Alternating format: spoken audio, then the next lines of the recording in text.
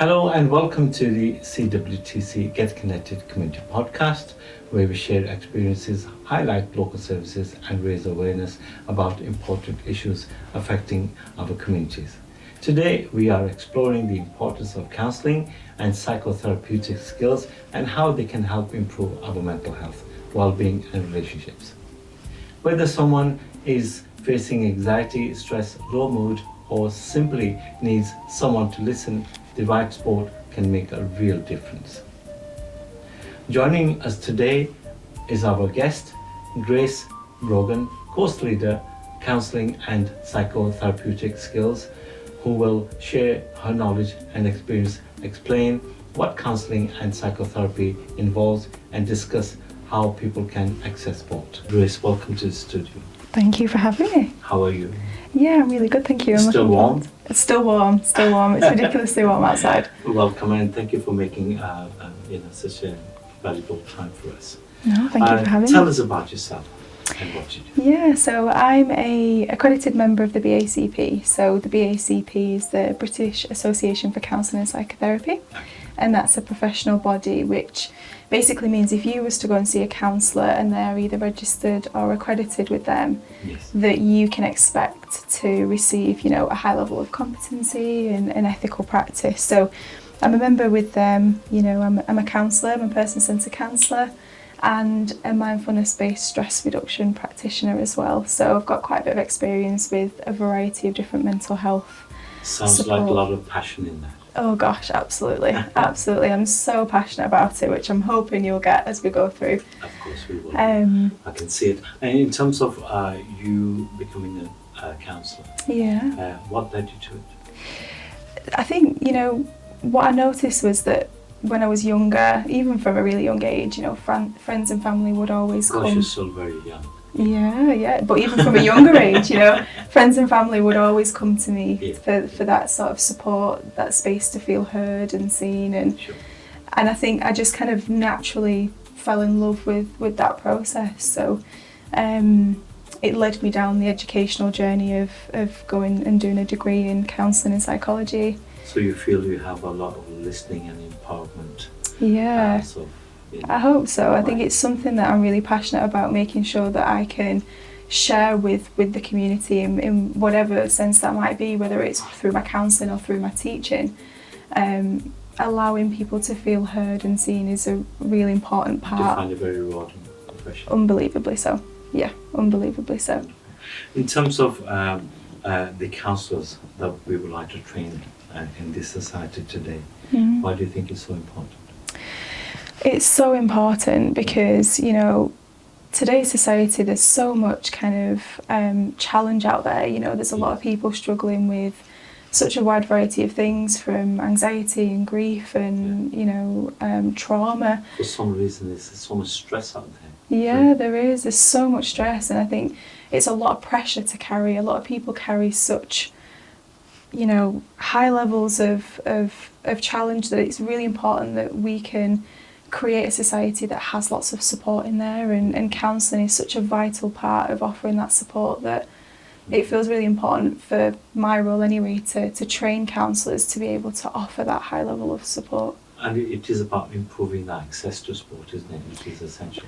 The more people we train, the more help is available. Absolutely. If you think about waiting lists, whether it's within the NHS or within private organisations, it's huge. So the more counsellors that we can get out there that are, qualified to that high standard, then the more options of support could be out there for people who really need it. And it's about addressing that problem before it goes worse. Absolutely. And, that's something that I'm really passionate about, kind of the prevention and what we can do beforehand rather than the response to crisis.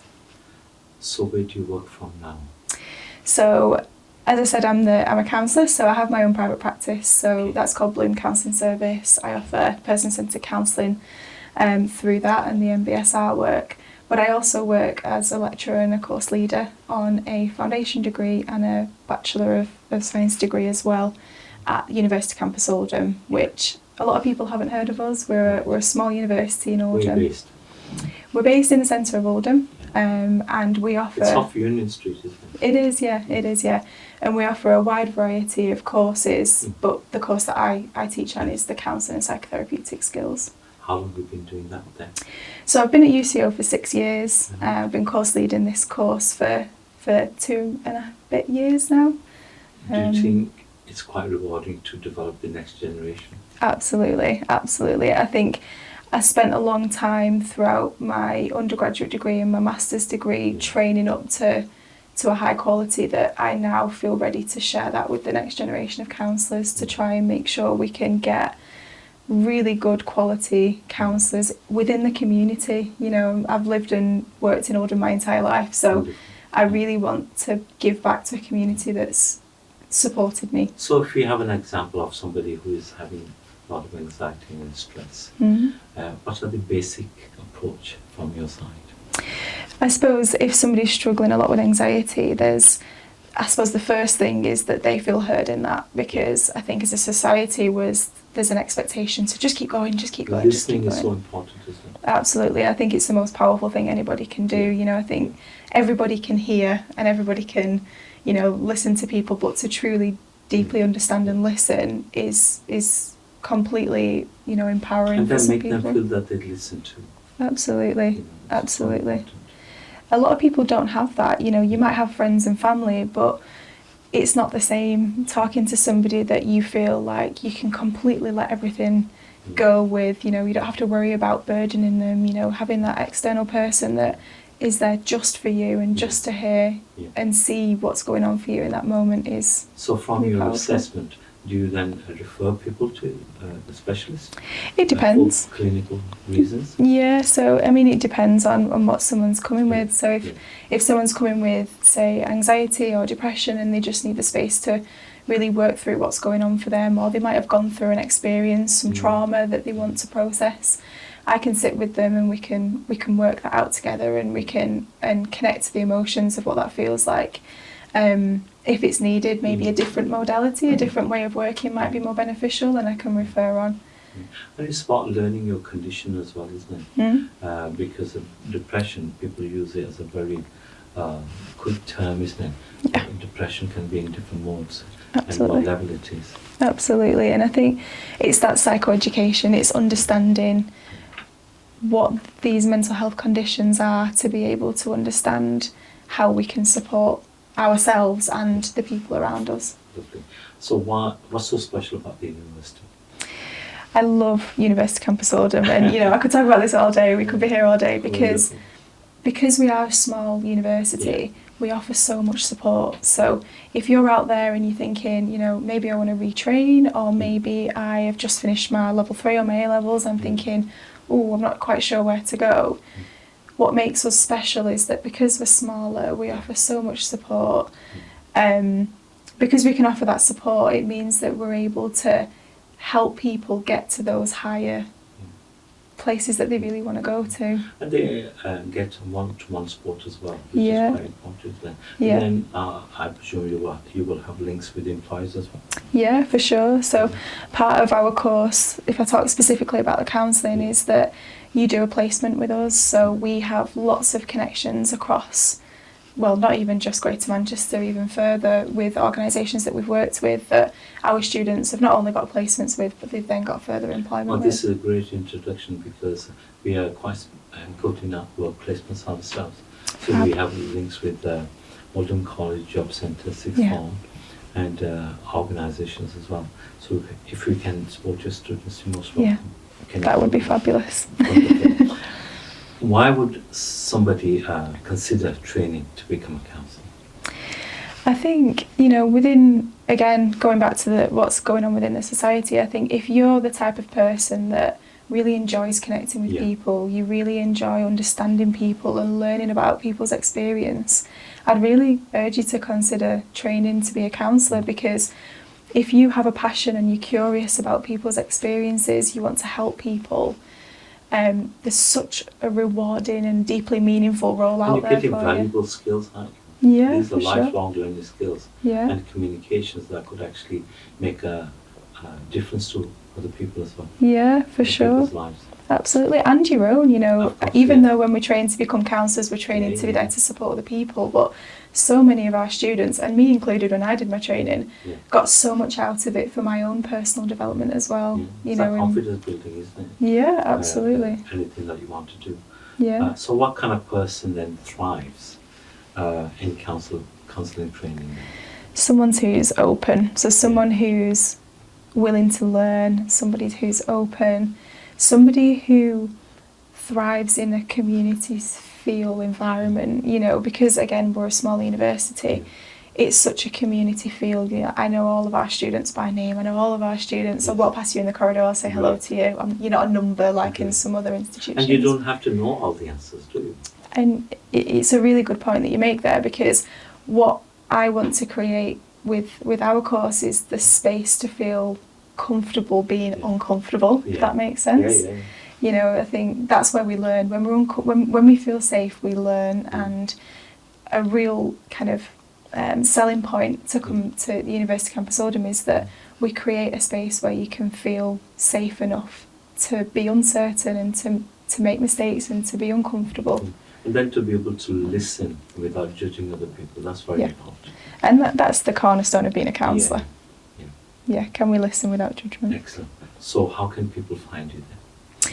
So if any of what we've spoke about today kind of resonates with you and you're thinking, maybe I want to look at changing my career, maybe I want to enhance my skill set, that might be somebody who's been, in industry for 10, 20, 30 years, not just somebody who's come straight from education. I'd urge you to just search us on Google, University Campus Oldham. You'll find our website with all the courses that we offer. We'll actually put your contact details in the video as well. Yeah. So you must have lots of open days at the university. Yeah, so what we tend to do is, at the minute over summer, what we urge you to do is, if you get in touch with us on our website, what we can do is we can meet with you personally. So I know myself and all the other course leaders will be more than happy to, and all the rest of the staff as well, would be more than happy to meet with anybody who's interested. What are the entry requirements then?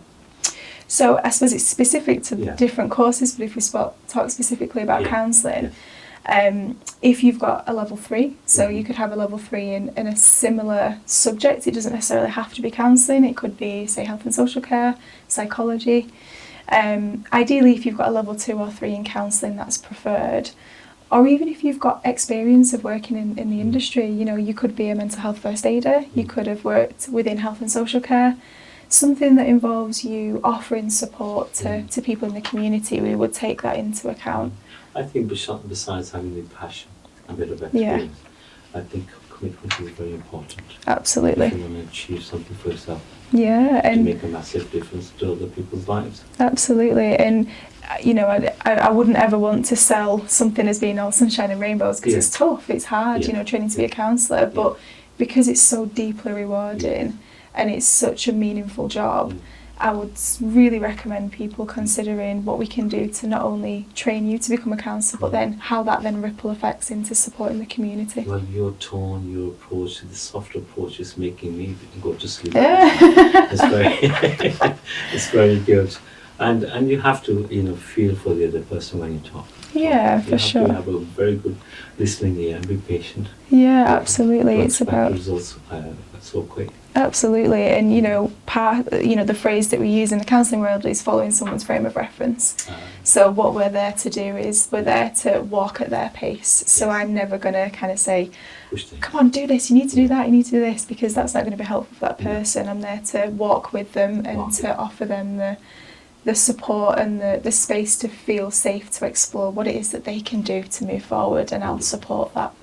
Grace, anything that we missed possibly in our discussion? No, I think it's just really important to raise awareness of why it's so important to train to become a counsellor in this society, and especially if you're in this community, you're local to this area, that training somewhere that's so specialised, our staff in the counselling team, each one of our members of staff is trained in a different modality, so a different therapy. So what's really important for me is that when we are supporting the next generation of counsellors, we're not creating like little mini me's or little mini robot counsellors where we're all practicing the same. So what's good about us is because we've got that variety from different, different cultures, different backgrounds, different ways of training. I'm glad you mentioned the different cultures. Yeah.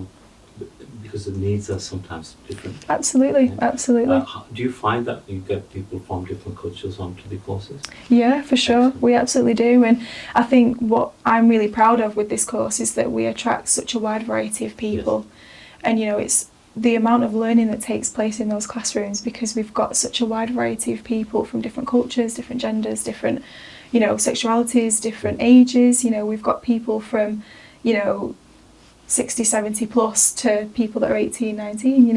It's such a wide variety that everybody will learn from each other, me and all the rest of the staff included. So, well, Grace, I've certainly learned a lot, and I'm sure the viewers who are watching this will get a lot of information, and looking forward for your good sport to help the wider community. Yeah. Excellent.